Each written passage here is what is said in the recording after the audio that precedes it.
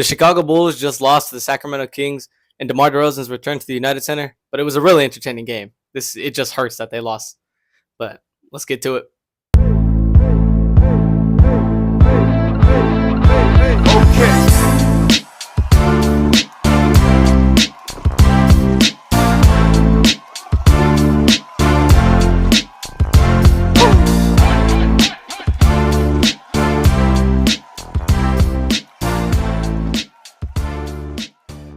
Going into today's game, the Sacramento Kings were hot. They were on a 6-game win streak. Now it's 7. But I honestly felt like the Chicago Bulls were going to be able to take them down. I thought they were going to be able to do good because they've been doing good at home. And I thought they would actually take down DeMar DeRozan with his new team in the Kings, but they couldn't. That doesn't mean they didn't keep the game entertaining, though. This entire game, I was glued to my TV like this. I was like, oh my Lord. They were just back and forth. Someone scores, the other team scores. Someone goes on a run, the other team goes on a run. Someone dunks, someone gets another dunk. It was crazy. Tonight's game was awesome. And honestly, to start it off for me, when I was listening to the intros and I heard Lonzo ball, I was like, I didn't know Lonzo was starting. I guess I must have not been paying attention. I saw that Kobe White was out, but it didn't process to me that Lonzo was going to start because, Io's hurt. I forgot about that. So when Lonzo started, I was really excited. And he did really good in his first start back since the first season he was here because he's been hurt so long. It was amazing. He dropped 15 points, hit 5 for 8 from 3. Lonzo Ball was getting buckets tonight, and it was dope to see. I wish he could have taken a 3 in the ending, but we'll talk about the ending later because the ending was just the most tragic thing I have ever seen in my entire life, and I was so sad. I literally recorded myself, and I almost started to cry. But yeah, DeMar DeRozan did DeMar DeRozan things. I thought he was going to have a crazier fourth quarter. He didn't. I was happy with that. The Bulls had so many opportunities to capitalize in this game to win it. But like I said, we'll talk about the ending at the later. Zach LaVine on another heater. This marks 6 straight games with 30-plus points. He didn't almost have a triple-double, but he had a nice double-double. That was amazing. Who almost did have a triple-double? Josh Giddey. That boy's getting buckets as usual. Finished with 12 points, 11 rebounds, and 7 assists. He's there for those triple-doubles. Like Stacey King said, he's always going to be flirting with the triple-double. But it's okay. He didn't get it. But Vucevic, he usually plays bad against teams with really good big men. And tonight, Domantas Sabonis, of course, he feasted against Vucevic. But that didn't matter because Vuce was still able to finish with 18 points, 7 rebounds, and 3 assists. He had a better game than I had expected. He didn't do the greatest as he usually does. He didn't even get a double-double tonight, which is surprising. Well, not so much because he's playing against Sabonis. But he did better than I thought he would. So I was happy for that. Patrick Williams. I don't know what else to say about Patrick Williams. I talked about last game how he has missed so many dunks this season. And yet again today, he missed another putback dunk. I just don't understand. I'm tired of Patrick Williams. He can't finish at the rim. He barely not. Patrick Williams. I don't even want to waste my breath. Look, I'm sorry. I'm done with Patrick. I'm absolutely done. Taylor Horton-Tucker, another good game coming off the bench. Got straight buckets as usual. Taylor Horton-Tucker just gets buckets. That's just what he does.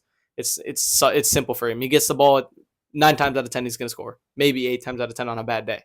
That's all. You just expect him to get buckets. But yeah, Jalen Smith, he didn't do anything crazy. 9 points, 5 rebounds, only in 14 minutes though. I feel like if the Bulls end up trading Vooch, Jalen Smith, when he gets more minutes, he'll be averaging probably double-double. Jalen Smith, he's good. We just don't use him as much as we can. And Dalen Terry, he had a pretty good impact off the bench. He was trying to run the floor. Him and Julian Phillips, they're always kind of iffy.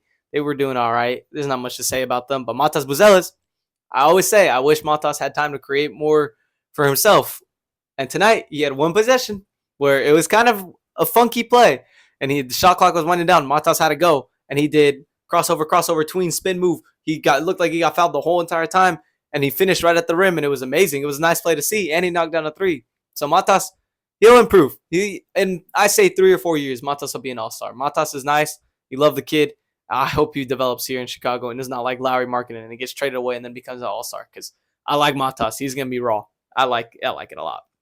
But the Bulls overall tonight did well. They just couldn't finish in the fourth quarter. It was neck to neck the entire game. I'd say the game was within reach within the last 2 minutes. It was within reach, actually.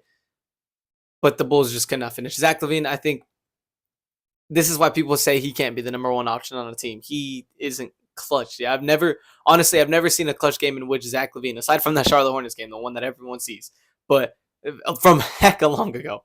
But I've never seen Zach LaVine hit a buzzer beater. I've never seen him win a game for us in the clutch. I've never seen it happen. It's just not in his blood, I guess. He just doesn't have the clutch gene. He'll get buckets in the first 3 quarters. He can even get buckets in the fourth. But if it's a close game, I can't rely on Zach LaVine.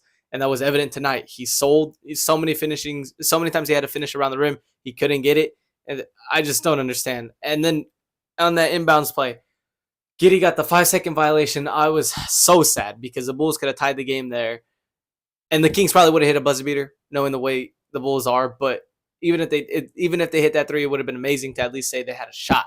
They didn't even get a shot up. That's the part that was terrible. I was fuming. This team doesn't have a closer anymore because DeMar DeRozan was on the other team, and he is going to be on the other team. We don't have a closer this season. That's just it. That's just how it is. Nevertheless, though, the Bulls did fine tonight. They shot 43 for 93 overall the whole game, a little below 50. They shot 18 for 37 though. That's really good, almost 50% from three. They've been putting up the threes at a lesser volume, but they've been making them more, which is really good. Really good for the Bulls. And their assist number was a little lower than last game, 26, but better than usual, I guess. This team's always moving the ball around. It's just tragic that they couldn't pull through, but that's just how it goes sometimes. So anyways, Bulls are off. They dropped the game to DeMar DeRozan and the Kings. This was really sad. It's whatever. I'm not happy, but it would have been nice because if we beat the Kings, that means it's another loss for them, and then the second round pick that we got from them will be closer to being a first round pick, even though it's never going to be a first round pick. But it'd be an early second. But, Bulls couldn't pull through. It's whatever. They're off for now. I'll catch you guys in the next one. Make sure to like and subscribe. Later.